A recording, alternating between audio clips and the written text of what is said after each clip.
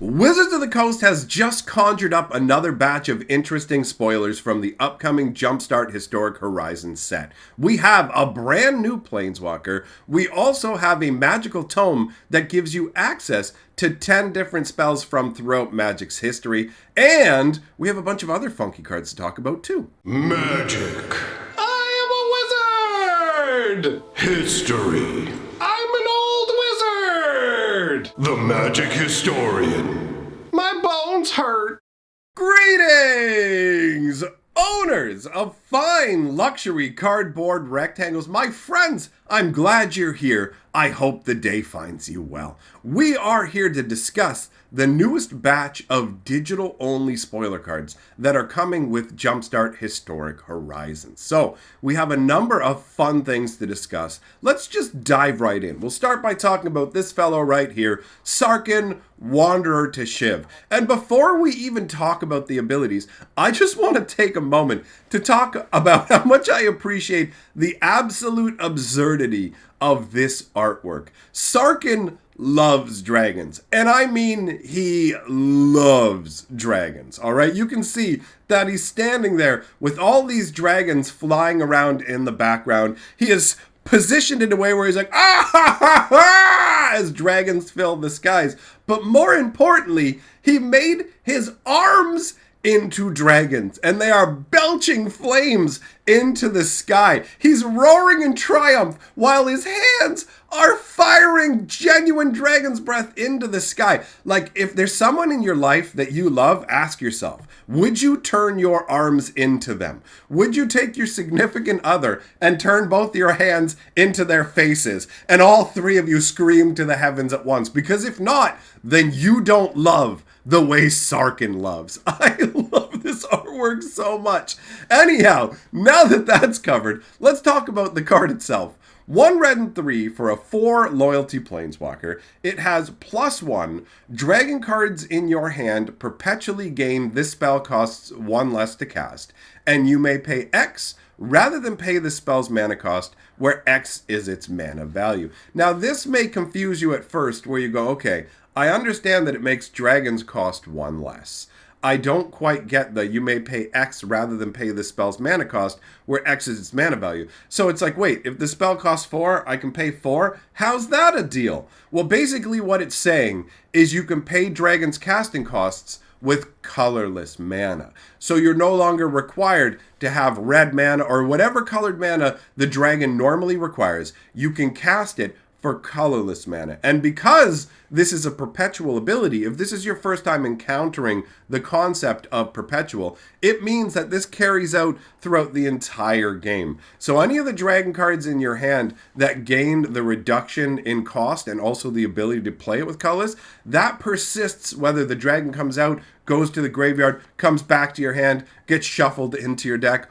It's affected no matter where it goes for the rest of the game. It literally is perpetual for the entirety of the game that you play, which is an interesting concept and one of the 3 new abilities that we've seen showcased in Historic Horizons. And actually, Sarkhan features 2 of these abilities. His first ability is a perpetual ability, and his second ability is a conjure ability. Notice how in the intro I used the term conjuring because that was a clever connection. Ooh, I'm a clever boy. So, second ability is conjure a Shivan Dragon into your hand. If you don't know what a Shivan Dragon is, just hold on a moment, because after each of the cards I show that conjure cards up, I'm going to show you the cards that are actually conjured by them. So, I'll show you a Shivan Dragon after we're done discussing Sarkhan. So for 0, you conjure a Shivan Dragon card into your hand, which means you literally create a copy of the card. It sits in your hand and operates for the rest of the game as if it was a genuine card that started the game in your deck. It's like token plus, right? Because tokens normally disappear when they return to your hand, when they go to the graveyard. But in this case, it functions like a bonus where it's like, okay, does it go to the graveyard? It stays there. Did it get bounced back to your hand? It stays there. I like that concept. Now, the minus ability is -2. Sarkhan, Wanderer to Shiv. deals 3 damage to target creature. This is so much fun. Sarkhan has literally come to Dominaria, specifically to Shiv, the land of dragons. That's where Shivan dragons come from. The first dragon in Magic the Gathering's history was a Shivan dragon. So he shows up in Shiv and he's like, I love it here! Whoa, I'm going to turn my hands into dragons and set people on fire. I love it. It's so much fun. So, I said I'd show you Shivan Dragon. Let's take a look. Shivan Dragon is 2 red and 4 for a 5/5 flyer. Pay 1 red, it gets +1/+0 until end of turn. So it's a pretty straightforward concept for a dragon, right? And Sarkhan can make one of these cards each turn in your hand. So you can have more Shivan, like normally you could play 4 copies of this in your deck. Sarkhan can make infinite copies of dragons as he yells to the heavens with his dragon hands. I love it. I love it so much. So there are some other cards that are connected to Sarkhan that are brand new as well. We have Sarkhan's Scorn. This is 1 red and 2 for an instant that says Sarkhan's Scorn deals damage equal to the number of turns you have begun to target creature or planeswalker. Now, that wording threw me for a loop at first. I went, wait, what is this saying? It's really just saying, how many turns have you had in this game? That's how much damage this does. So, by the time you can cast this, it's probably going to do at least 3 damage, right? Because you can only lay 1 land a turn under normal circumstances. So you're going to go land, next turn land, next turn land. It's been 3 turns that you have begun. And I'm guessing they're saying it that way so you don't have to consider a turn completed. So on the 3rd turn, this does 3 damage. Because if you had to have completed the turn, then this would basically be behind by 1. So it's an interesting sort of ratcheting up in power level as you progress through the game, but let's be real, most games of Magic don't last that long, so this card's probably at most ever going to be able to do 5 or 6 damage. But it is cool that in the late game it becomes more powerful, because in the late game people are playing bigger creatures, bigger threats, so having a bigger answer to those is actually pretty useful. Scaling burn is an interesting concept. Even if you can accelerate the amount of mana you have out and you could cast it on the 2nd turn, you don't actually get a benefit with this. And the artwork is amazing. Sarkhan there again with one of his dragon hands going burn and setting everything on fire. But he's just standing there untouched. And his magic, his anti-flame magic, his immunity to dragonfire is so strong that nothing that he's wearing is damaged by it. Not even the very delicate fur fringes, right? Think about hair or fur and how in like fire, boom, that's the first thing to go. Singed away like that. You can do it over your own barbecue. I've seen it happen. So this is like just a really impressive kind of stance. We're standing there with those glowing eyes in the midst of burning wreckage. Like he walked into a house or something, set it on fire, it burned and collapsed around him while he just stood there looking intense. Like, you want something, bro? The next card we have to talk about is Scion of Shiv. So this is still connected to Sarkhan because he's in the artwork and it references Shiv, but that's the only connection. It doesn't have any kind of mechanical connection. I guess neither did the previous card, but whatever.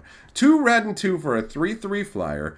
It has an interesting variation of fire breathing where for 1 red and 2, it perpetually gets +1/+0. So its fire breathing boost lasts from turn to turn to turn.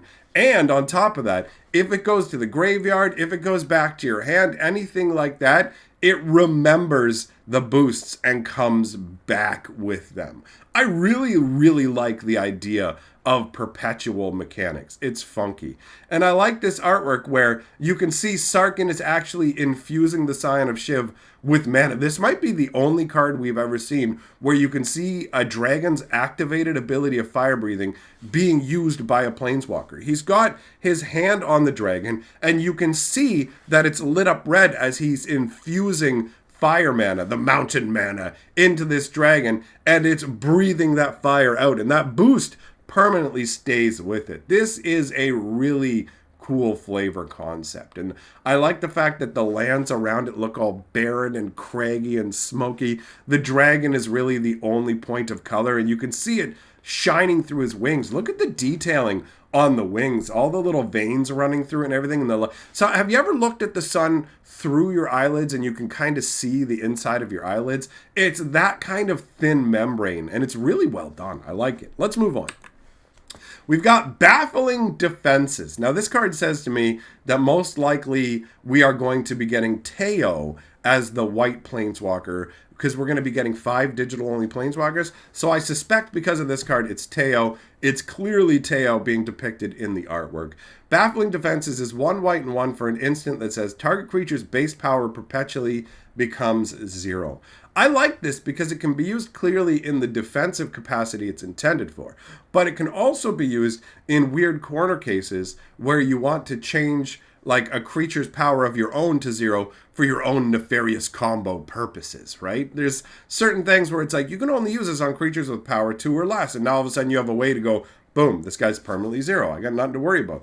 So this is an interesting variation of the I will stop you from getting to harm me with your creatures concept.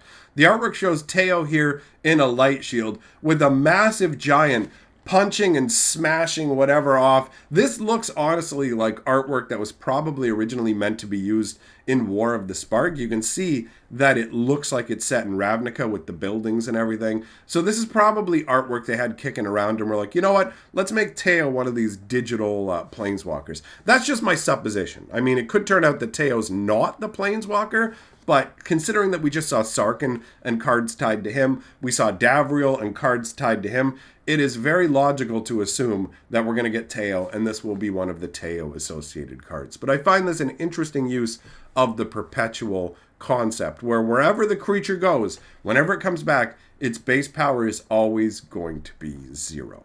Very, very, very curious and interesting way of doing things. Let's move on.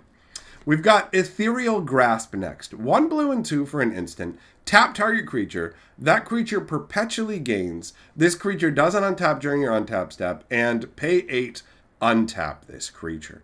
So this is a tried and true sort of blue ability that we've seen a number of times where it goes, boom, you just don't get to untap. That's how it works. But this follows the creature along and wait, is this Canadian themed? Look at all the maple leaves. Yeah, true land of Canada. That's awesome. I didn't notice that before. But yeah, dude, that's our flag is literally just like a maple leaf with 2 red bars on the side. That's funky. This card's meant for us. This is a demon reaching through the plains. This is a portal to Canada. And this is what Canadians look like. When you don't see us wandering down the streets in videos and stuff, this is our natural form. We can reach through the plains and etch your soul permanently, draining your energy. That's crazy, though. The idea behind this is some sort of shade has reached into the depths of this being, and their touch is irrevocable. You can't change it. It will follow them for the rest of their existence. I like this, and I will admit, I like the maple leaves flowing out there as well. That's really, really cool. This might be the only Magic card that has maple leaves on it. I like it. All right, let's move on. We've got Faceless Agent. 3 colorless for a 2/1 changeling, so it counts as all creature types. It's a shapeshifter. When Faceless Agent enters the battlefield, seek a creature card of the most prevalent creature type in your library. So, as I said before, if this is your first time encountering these abilities, here's how Seek works. Seek is a tutor effect, except you don't look through the deck. The game looks through the deck for you and finds a card that meets the criteria, and it doesn't shuffle afterwards. So the top of your deck will remain the same. The order of cards in your deck will remain the same because you don't know them. Well, you may know the top couple if you've manipulated. But either way, the order of the cards in your deck doesn't change. The game just yanks the card that's required out and puts it into your hand. So in this case, what the game's going to do is it's going to look through your deck, figure out what the most common creature type is in your deck. So if you have 10 goats and 7 birds, it's going to pick 1 goat at random and put a goat in your hand. So whatever there is the most of in your deck, that's what it's going to seek out.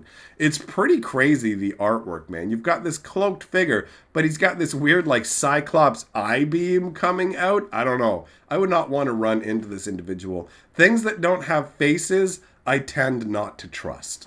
Next up, we've got Bounty of the Deep. One of the cards that for some inexplicable reason we got a much nicer resolution of.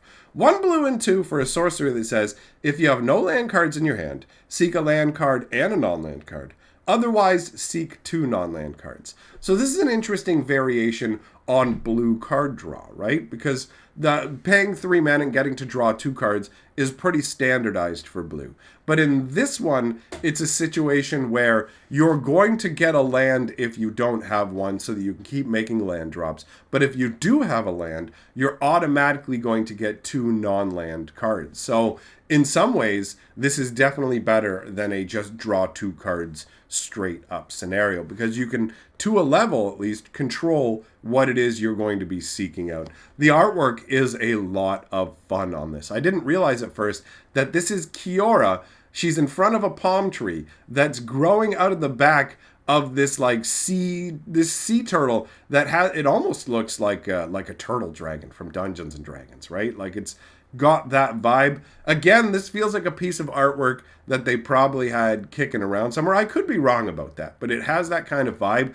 I have no problem with them finding homes for artwork that they couldn't use in the past, because this artwork is a lot of fun. It's got a whimsical nature to it.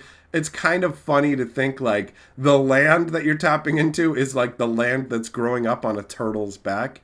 It's awesome. This is very cool. Next up, we've got Wingsteed Trainer. 1 white and 3 for a 2/3 human. When Wingsteed Trainer enters the battlefield or attacks, conjure a Stormfront Pegasus card into your hand. So this is a draft level card. Let's be very clear about that. The artwork shows this Pegasus flying by. You can see that they're trained using apples. So she goes up to a cliff top with a basket of apples and like tosses them up to the Pegasus to maybe half tame them, get them to come closer, teach them tricks. I like it. I think this is a fun little idea. Now, if you don't know what a Stormfront Pegasus is, this is what they look like. And it looks just like the Pegasus that was shown in that artwork. 1 white and 1 for a 2/1 flyer.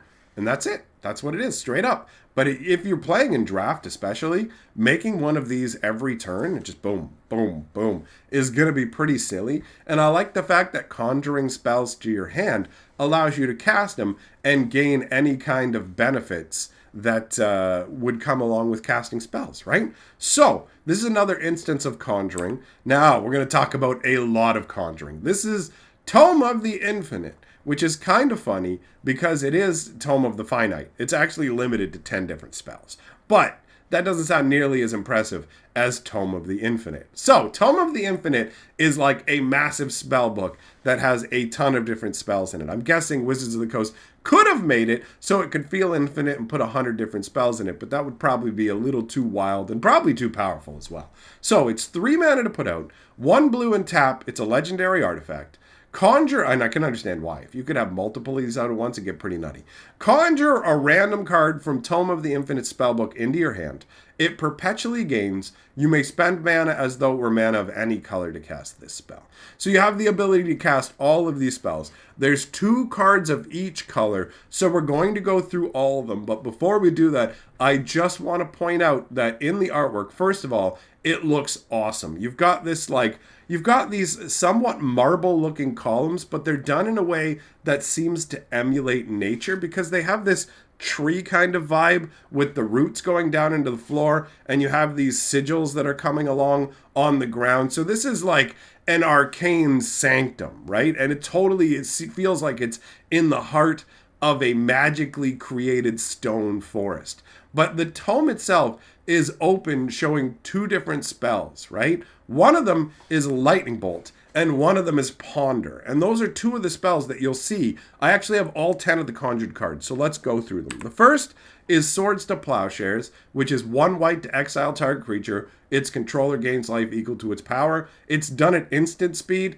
And I will admit, looking at the artwork, you can see that you have this soldier with their sword held back, and it's been shifted into the future, and now it's a plowshare. But it just feels weird because the plowshare feels like it should be reversed with the blade of the plow facing upwards, because if you were to bring the plow down like this, you would just maybe end up damaging it, but you wouldn't actually accomplish the goal of tilling the earth with it, right? So I never noticed that until today, and I thought that I would bring it up. But either way, 1 mana, get rid of a creature. Very solid.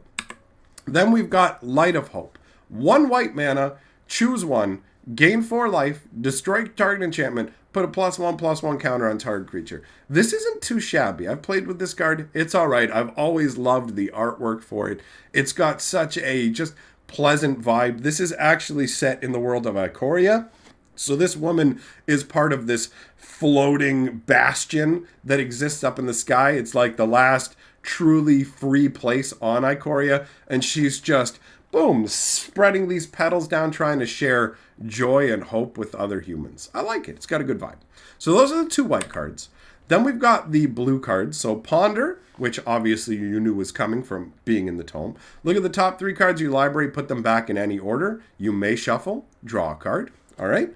And the other blue card is Force Spike. 1 blue, target spell is countered unless its caster spends an additional 1. So pay 1 more or your spell is countered. Just a tiny little boop kind of spell. And remember, these cards are conjured into your hand, so you can hang on to them. You don't have to cast them immediately when you get them. So for black, we've got Dark Ritual, an iconic black spell. 1 black mana instant, add 3 black mana. I don't know how great that's going to be with the tome. This feels like it might be one of the least impressive, actually, of the conjured cards for how useful it'll be. But whatever. You can use mana as any color, so you can use the ritual to cast the other spells you get from the tome. The other black card is Duress. 1 black, target opponent reveals their hand. You choose a non-creature, non-land card, and they discard it. Pretty straightforward. Then we've got the red cards. Lightning Bolt, you knew that was coming from the tome. So 1 red, deals 3 damage to any target. Very iconic red card. Then we've got Assault Strobe. This one was a little more of a surprise. 1 red, target creature gains double strike until end of turn. It's all right. It's nothing particularly special, but also not awful. And then we have the green spells. The first one is Giant Growth. Target creature gets +3/+3 until end of turn. And the other one is Fog. 1 green, prevent all combat damage that would be dealt this turn.